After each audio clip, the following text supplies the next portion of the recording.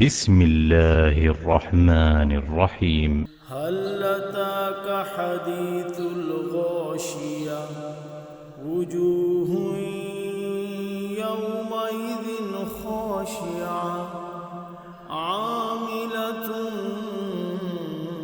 ناصبة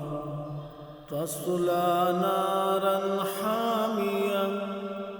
تسقى من عين آنية ليس لهم طعام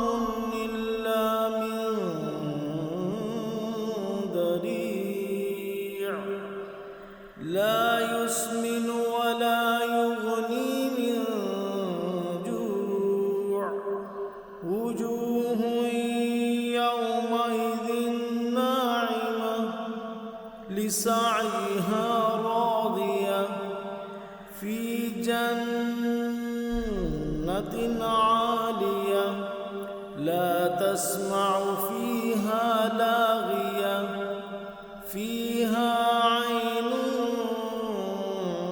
جارية فيها سرر مرفوعة وأكواب موضوعة ونمارق مصفوفة وزرابي مبثوثة أفلا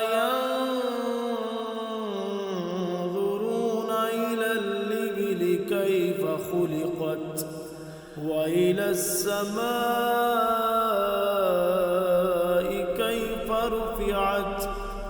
وإلى الجبال كيف نصبت